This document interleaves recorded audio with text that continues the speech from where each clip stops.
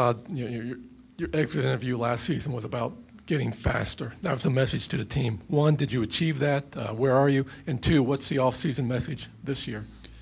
I don't think we got there as far as playing a faster game. I think towards the end of the year we were, because there were some teams that when we were playing, Vancouver in particular, when I was getting ready to play Vancouver, obviously the Islanders, Rangers in particular.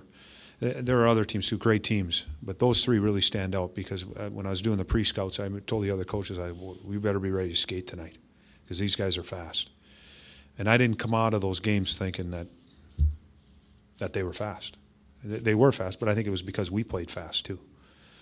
So I think towards the end of the year, I think we got the speed, and to me it encouraged me that going into next year that we can skate, we can move, we can get up and down the ice.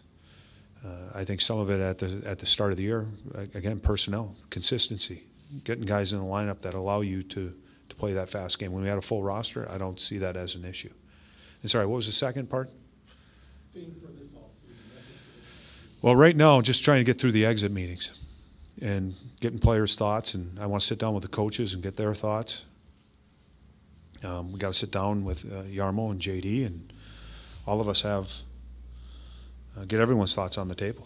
Now, they watch games. They obviously know the game of hockey. I want to know what they think. And then for us, it's about coming up with a game plan. But the way we finished the year, when you finished the stretch run that we did, it was successful.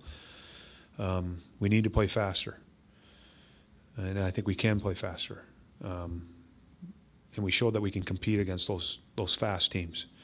The big thing for me, and I guess this is probably answering your question, and then this was a theme all year, was we gave up too many goals.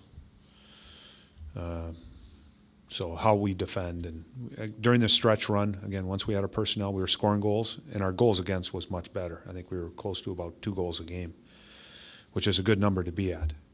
So during this stretch run, I think it showed that again, when we have everyone in, consistent, we're committed to it, we can defend as well. But our goals against has to drop.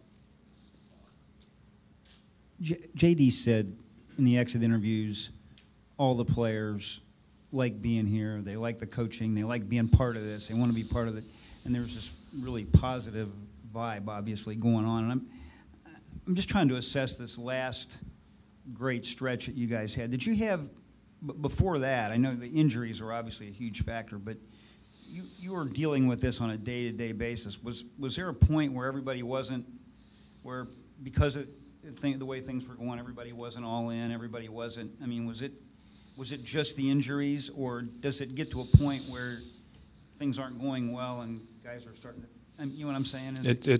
I know what you're saying. It's a lot of different things. There's a lot of different factors, I think, that lead up to injuries is some of it. There's a confidence with winning. And then how demoralizing sometimes losing can be. And this is a thing I have to look at as a coach, that when we are losing like that and we have the injuries that we had early on, are there things that I could have said, things I could have done differently during those moments to keep the morale, to keep the positive thinking and not allowing things to spiral? Because it is hard. It's hard. And as a coach, I've said it to you guys before, it's always about talking or finding solutions to problems. And there were lots of areas this year, especially early on, dealing with the injuries. We were trying to find solutions to, and I needed to do a better job there. I don't know if that answered your question or not, Bob. Well, I'm curious. Like this last stretch, you know, there was talk about, oh, you know, you should tank and get these great players in the draft and all that, and instead you won all these games, and there's all this positive feeling, and I'm kind of trying to weigh the value of what happened here toward the end of the season. Okay. So just getting the play, or even like the value. Maybe Mike Riley sees this and says, "Well, I'll sign," as opposed to, "Oh, this isn't really a good place. I don't want to sign." So there's value in winning. That's the way I look at it. And when you're in this job, in this position, whether it doesn't matter if you're a coach, doesn't matter if you're a player, doesn't matter if you're organizational scout, manager. We're not in it to lose. And I think that's in our blood. It's in our DNA as athletes, former athletes, and you know we get paid to compete, and you're always judged on on wins and losses, and I don't think anybody lines up unless you're who's the team that plays against the Globetrotters? There you go. Unless you're the Washington Generals, for the most part. But this is what we do. It's in our DNA. And I prior to this run, you know, I spent a lot of time in the community, out in my neighborhood, and everyone would talk to me. And you know, at times when you're losing, people tend to stay away from the coach a little bit. You know, just sometimes it's just a little hello and this and that, and then you start winning, and it's funny how people want to talk to you all of a sudden, and they'll approach you and they'll get close to you, and with this winning, to me, it created that buzz again and about hockey in Columbus. And again, it was a disappointing year, but there were lots of things to be positive about. This final streak is one. Again, our young players and their development. I'm really impressed with some of our young guys. And it just, you get excited about looking forward to next year. Kind of bouncing off of that, Scott Hartnell and Nick Foligno maybe numbers-wise had exceeded expectations of a lot of people. Did they exceed your expectations both on the ice with their numbers and off the ice, I guess, in the locker room and as being leaders? Well, we got leadership from a lot of different areas, and those are two guys, veteran guys, that I think you lean on at different moments. And you can see it in their play, whether they lead by example, whether they say things on the bench or in the locker room. They're important that way.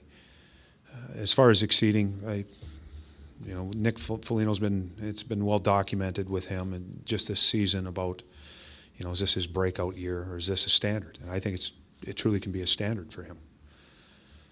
You watch him every day in practice, you see his talent and his ability, and you look at his past numbers and you're like, why couldn't it be higher?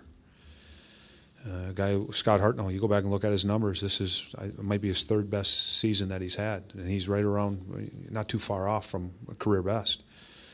And he had a great hot streak coming in, and I think, does that exceed expectations? I don't think it does. I think there's more that can be there from both of those guys. I think they can offer more. And I think when we're healthy, we can get more from a lot of different guys. Can you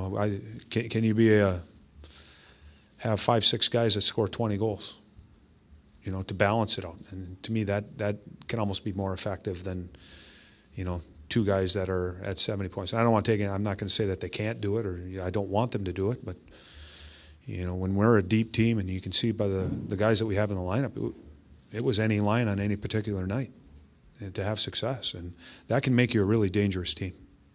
When the team has to worry about 4 lines, they got to worry about some defensemen jumping out. Got to be worried about power play.